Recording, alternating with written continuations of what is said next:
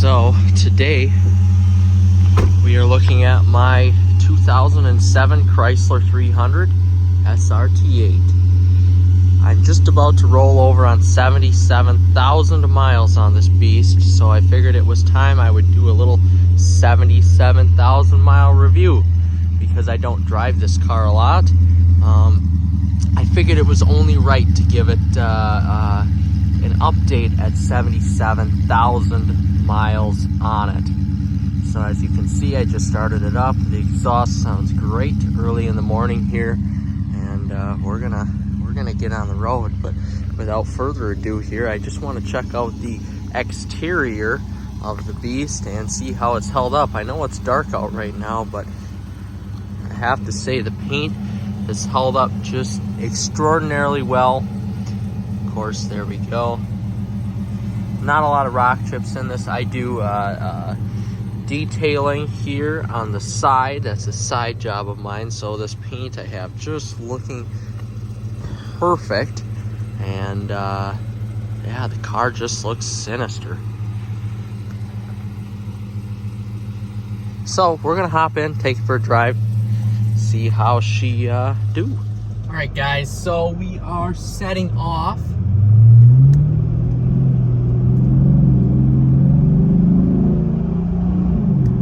In the 300 SRT8, and I apologize for the darkness here, but we're going to work early this morning. I have a lot to do. So I figured it was only fitting I leave work last night and I take the 300C home and let her out for a rip. So over 77,000 miles, and on this way into work here we will pass over 77,000 miles. But this car, I've owned 11 vehicles in my life right now. I'm just about ready to turn 27. This is number 1. So I've wanted one of these cars ever since I was young, and I finally reached adulthood and made enough money in my life to actually afford one. It's the working man's dream car, I say. So with that being said, I've had it now for a year and a half. I've put just about 4,500-ish miles on it, maybe a little bit more. I don't, I don't drive this car a lot. I've got a Ram truck for work. I've got a Challenger SRT8, and then I've got a Chevy Volt that is my daily driver. So this car just frankly doesn't get used very much. It's now middle of July, and I put on 598 miles on the vehicle this year. So maybe 2,000 miles a year I drive with it. I did buy the vehicle though, like I said, with around 5,200. There's a nice corner we'll take.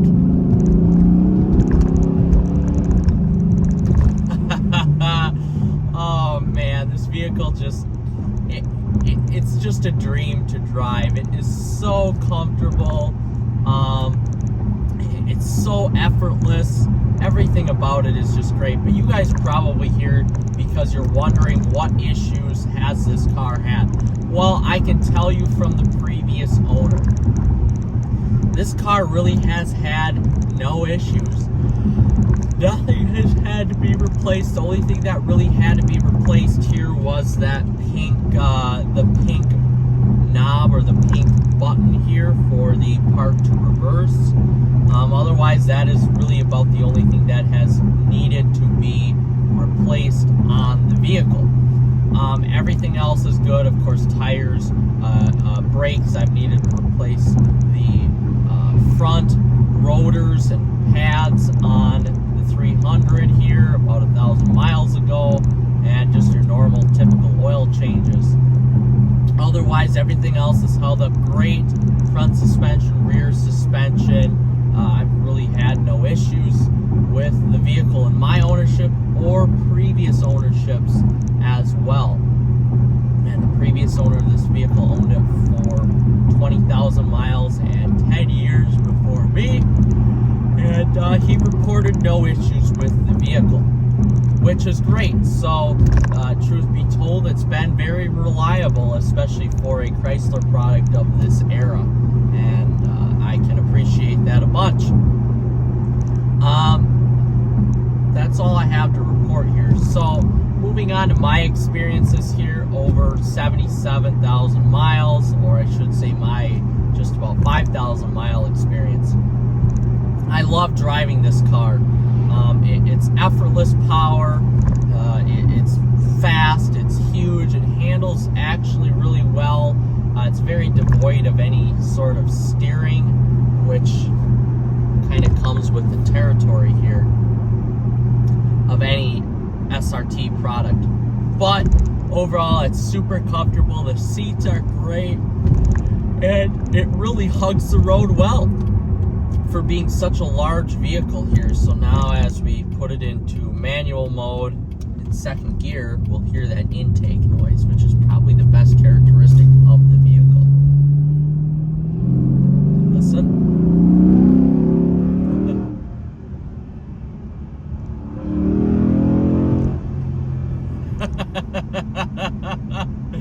That never gets old. Oh my God. So when the car is at about 3,500 to 4,500 RPMs in second gear,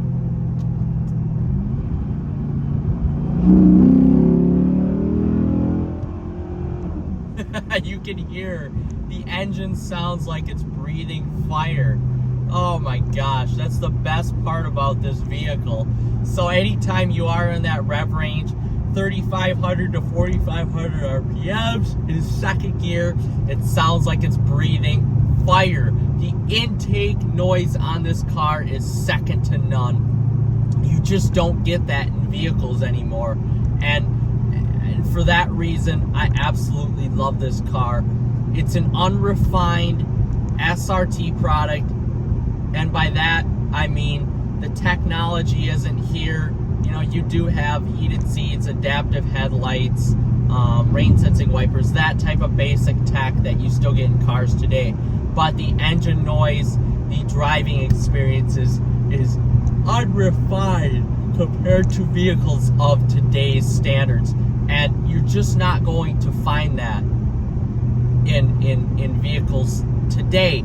So this bridges the gap between an 80s and a 90s, you know, muscle car and a modern vehicle in that mid to late to early 2010s time period, where you're getting these vehicles that are bridges between old and new, still fast, still refined, but not as refined as sports cars and muscle cars of today, which are waning in numbers. So for that fact, a vehicle like this holds such a special spot in my heart. And that could be the 300, that could be the Challenger, Charger, it could be the Pontiac G8, it could be the early Camaros, the CTS-Vs of the world, the STS-Vs. Any car in that time period of a bridge between new and old is just holding a special place in my heart. And I could afford to buy a newer sports car, but why? For me, this gets me excited to drive vehicles. And I have to say, I absolutely love it. And for that reason, I probably won't be getting rid of this car anytime soon, unless a model with lower mileage comes up. But I am in love with this vehicle. And over the 77,000 miles of ownership, I'm sure every one of the three owners has loved it equally. And my 5,000 miles with this, I would daily drive this car if I could, but I'm not going to, because it's a classic now. It's an American classic. It's an American muscle car. It's an icon in the American, specifically Chrysler world. This is probably the #1 icon in modern Chrysler history, reviving that big Hemi V8 and starting a muscle car era of Stellantis vehicles back in '05. So I have to say, the history that this car brings with it, the performance that it brings with it, it just has so much iconic history with it, and that I'm able to drive this vehicle. And so what? I didn't pay a fortune for it, but for me, it excites me. It brings back a past that I wasn't alive for and I wasn't able to live through, and now to be part of that Chrysler history and be an owner of this car really means a lot to me. And every time I start it up, it just brings a smile to my face, and I truthfully just love this vehicle. I would own 10 of them if I could, but I can't. So I'm at a loss for words for owning the vehicle. But going over everything else here, moving on, driving dynamics of the vehicle after 77,000 miles, it doesn't feel tired. It still feels tight. The suspension feels really, really solid, really great. Again, I don't push this car very hard, so I expect it to feel nice. I really do. There is no excuse why this vehicle still shouldn't feel like new, except its age. You know, it's 2024. This is a 2007, but throttle response is still great. Suspension is still great. The diff still feels very nice. And the only modifications I have to this vehicle here are the cold air intake. I have a BBK cold air intake. Sounds phenomenal. It's great. I love it. Would recommend it. And I've got a Diablo Sport Trinity tuner on it, which is set to a 93 octane, or 91, my bad, 91 octane tune right now. So, that's it. No exhaust. It's got the stock SRT exhaust on it. I may get an exhaust for this vehicle pretty quick. I feel like the intake noise could be matched with a little bit of a louder exhaust on it and kind of match the character of the vehicle. But brakes are good. Not a lot of brake fade. Of course, like I said, I don't drive this vehicle very hard. Interior, I have to say, here's the thing with the interior. Yes, these appliques, they do tend to fall off over time, and the door sills, they tend to come undone. But if you garage this vehicle, the only time this car doesn't get garaged is when my girlfriend drives the Chevy Volt home, plugs it into the charger inside the garage. Otherwise, this vehicle is always garaged. I have a heated shop at my business. It always sits in there. It's climate controlled, it's humidity controlled. It always sits in there. In the wintertime, it doesn't get driven. So if you want to keep the interior nice, the best thing is to keep it in some sort of a garage. And the only nights that this doesn't see a garage are summer nights. So it's not exceptionally cold. I think this was one of the coldest nights, and it's 55 degrees out right now. Otherwise, it always sits in a garage outside of the elements. Really doesn't get driven in the rain. I just don't do that to my vehicles. So with that being said, the interior on this is held up great. The seats look brand new. I mean, the seats really look phenomenal. And I have to say, this iteration of SRT seats, I've sat in them all.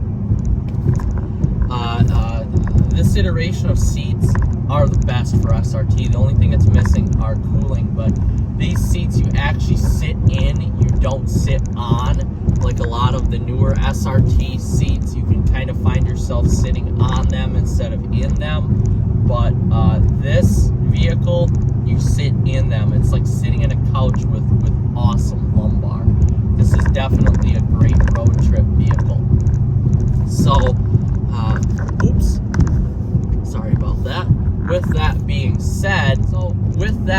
said, I'm very happy with the purchase of this SRT. I love it, and if you guys are looking, even if you're just trying to get into the SRT game a little bit, you should try looking at even maybe a little bit of a higher mileage SRT vehicle here. 77,000 miles. I haven't had any issues with it. I don't foresee myself having issues with it. I have a really good mechanic that if any issues pop up, I can just have him take a look at it.